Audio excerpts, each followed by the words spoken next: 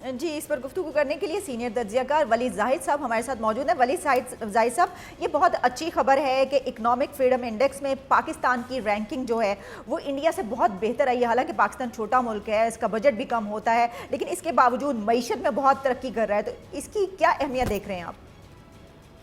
جو ابھی economic freedom index 2017 ہے اس میں پاکستان کا 141 نمبر ہے اور انڈیا کا 143 ہے، تو ہم 2 پوائنٹ سے انڈیا سے آگے ہیں۔ اس کی میرے خیال ہے اسٹینڈ الون کوئی بہت اہمیت نہیں ہے، اس لیے کہ بہت سارے انڈیکسز ایسے ہیں جس میں کہیں پاکستان آگے بہتر ہوتا ہے اور کہیں انڈیا بہتر ہوتا ہے۔ تو اگر کلیکٹیولی دیکھا جائے تو دونوں جو معیشتیں ہیں وہ بہتری کی طرف جا رہی ہیں، وہ گرو کر رہی ہیں۔ اچھا سر، یہ کہا جاتا ہے کیونکہ انڈیا کا فوکس جو ہے وہ ایک آرمز ریس پہ ہے، اسلحے پہ ان کا جو ہے وہ بجٹ بہت جا رہا ہے، دفاع کا بجٹ ان کا پاکستان سے تقریباً 7-8 ٹائمز جو ہے وہ زیادہ ہے، کیا اس وجہ سے بھی یہ جو لیٹسٹ سروے آیا ہے اس کا امپیکٹ ہو رہا ہے، اس پہ بھی امپیکٹ ہو رہا ہے؟ اس میں کوشش نہیں ہے کہ انڈیا اسپیس کے اعتبار سے اور ڈیفنس کے اعتبار سے اپنا اسپینڈ بہت بڑھا رہا ہے، لیکن اگر ہم اس کو دیکھا جائے پروپورشنلی وہ انڈیا اس لیے نمبر 3 اکانومی ہے پرچیز پاور پیریٹی کے اعتبار سے جو ان کا جی ڈی پی ہے۔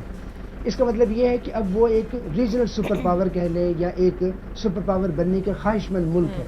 تو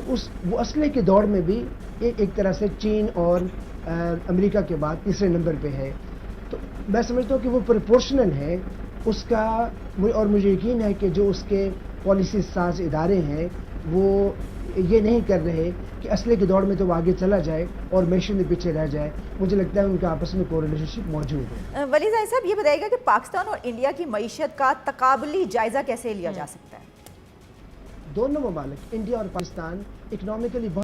بہت اچھے جا رہے ہیں۔ انڈیا دنیا کا فاسٹسٹ گروئنگ کنٹری ہے، اس کا 7% G D P growth rate ہے۔ پاکستان کا تقریباً 5% ہے، جو سارے ادارے ہارورڈ ہو گیا یا پی ڈبلیو سی ہو گیا یا گولڈمین ساکس ہے یا آئی ایم ایف ہے، وہ اس کے بارے میں کہہ رہے ہیں۔ تو دونوں ممالک ایک طرح سے بہت اچھے جا رہے ہیں،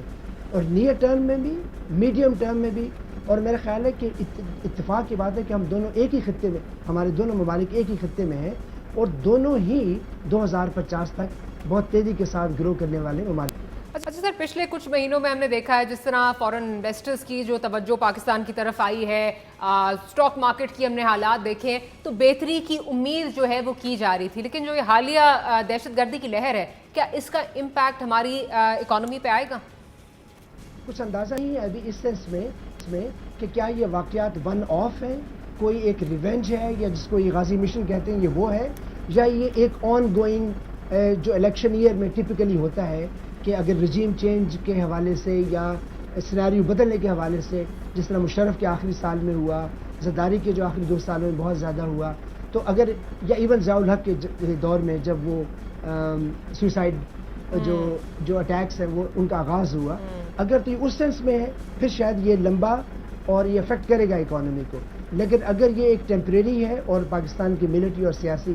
دونوں جو لیڈرشپس ہیں وہ اس کو ڈیل کرتی ہیں، اور جہاں سے اس کے چاہے ملک کے اندر ہیں یا ملک سے باہر ہیں جو ان کے سہولت کار ہیں، اگر ان کے اوپر گرفت پا لیتی ہیں تو پھر میرا نہیں خیال کہ کوئی اثر پڑے گا۔